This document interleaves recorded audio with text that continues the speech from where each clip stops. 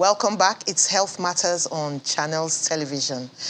We are treating the topic of mental health in domestic abuse.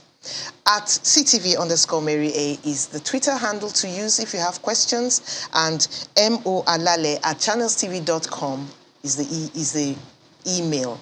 It's going to be showing on your screen while we continue the topic. We are speaking with Dr. Aina Oyekomi. Very interesting topic. I want to say something about men. Okay. Now, as difficult as it is to report cases of abuse with women, it's worse with men. Yes. What are the signs that a man is being abused in his house? Recognizing an abused man can actually be very, very difficult because the man himself can go to a very great length to hide it. Why? Because some cultures prohibit a man from saying such. It's considered a taboo. How can your wife beat you? Or how can your wife dare abuse you or say negative things to you and you just look at her? So it can be very, very, that man can be very secretive.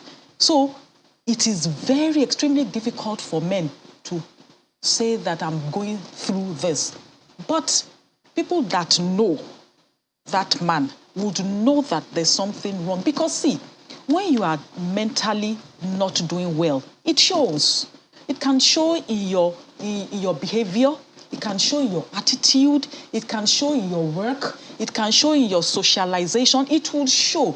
The only problem is that people don't recognize because they don't have that high index of suspicion. They don't believe it can happen. Yes, they don't think about, oh, how can a man be abused? Especially in this African culture, where the culture is largely androcentric and people find it hard to believe that a man is abused. I heard the story of a family where the woman actually slaps the man, hits him, beats him, not because she's stronger. Yes. In fact, she's weaker and smaller, much smaller. Yes. But the man won't touch her because he doesn't want to kill her. But he's not leaving. Yes. What's wrong with him? Yes, that man too, you need to understand where the man is coming from. The man might have experienced childhood abuse because childhood abuse victims, they're already vulnerable. Because if they did not receive any treatment, they might have witnessed their parents, abusing, each other. They might have even been victims of abuse themselves. So there's something that childhood abuse does to you. It takes away your personhood. It takes away your esteem. So you can imagine such men now going into a relationship. They're already vulnerable. They're already damaged. So we can understand the neurobiology behind such men when they don't talk. But there are some also that it's not as if they were damaged before entering that relationship, but because of the societal values and thinking that what will people say? It must not be heard. It must not be heard, especially when the man is very highly placed or the woman is very highly placed and they want to keep that facade. They don't want anything to show. How would you advise his friends to tease him out, to bring him out and take him for help? Yeah, the thing is that this conversation we're having is very, very important, that we are raising people's awareness that these things exist. It could happen to a woman. We know that it happens more to women, but it could also happen to men. So that when you see anything amiss in a man's conduct, in a man's attitude or his emotions, when a man is irritable, when he's acting in a way that this is not the person, or you're suspecting some things, see, the red flags are always there, the signs are there, but people don't recognize it. So you look, it is when you know that there is a likelihood of something present that you know what you are looking for. So it's good that we're having this conversation so that people would know that there is a possibility of this happening to a man. Can you, in your practice, bring the two parties and handle the issue such that the home doesn't break? Yes, very well. And that is the aim of therapy. Because, don't forget, there is another third party, the children. And usually when there's a separation or when there's divorce, the children even suffer more than the two of them. A lot of people don't know this. So we aim to resolve the problem that might be causing the abuse or whatever. We don't want to separate couples, but sometimes when either party or when the abuser is not ready to be helped and still does not see reason why he or she needs to stop abusing the other person, the advice is that the victim should separate, should leave. Because if you die, this abuser would go on and marry another person, and your children will be left motherless or fatherless. So we try as much as possible. We do couples therapy, we talk to them, we tease out what is what. Why is this man abusing this woman? Does this man have anger issues? Does he have depression? Because sometimes when a man is depressed and he's untreated, it might manifest as domestic abuse.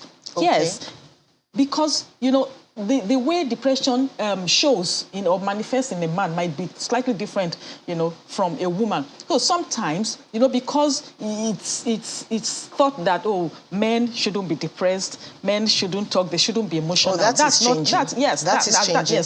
Yes, because of social media, and a lot of people are reading these things up. So a man that is abusing his wife might actually be suffering from depression. So the onus is on the therapist to really get to the bottom of why is this thing happening. It's not as if you just apportion blame. Oh, why are you beating your wife? Why are you doing this? You want to really, really understand. Get to the root of the matter. Most of these things, you see, when somebody is abusing somebody or misbehaving in any way or in any context, it's usually an idiom of distress, meaning that it is a pointer to another thing. Yes, it is a sign of something deeper. So the onus is on that person managing the case, the doctor or the therapist or the psychologist or whoever, to really get to the bottom of that issue. That is when you can actually help them. Does the law sometimes clash with health services in this regard when somebody wants to begin to talk about his rights or her rights? Do you have that problem sometimes? In the medical profession, because we have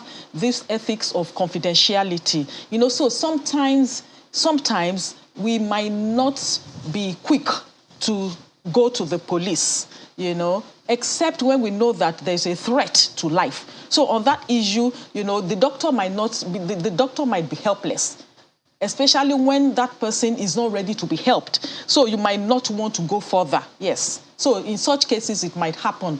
But by and large, every society is beginning to recognize this, even in Africa, yes, that domestic violence, domestic abuse in any form or ramification is not accepted, is not acceptable anywhere.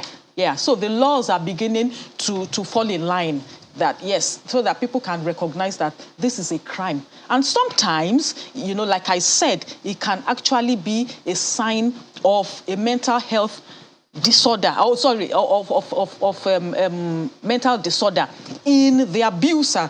I mentioned one. Yes. If somebody is Depression. Depressed, yes. Sometimes, if somebody abuses substances, yes. So somebody That's drinks so you can imagine depression with substance abuse is a recipe for disaster.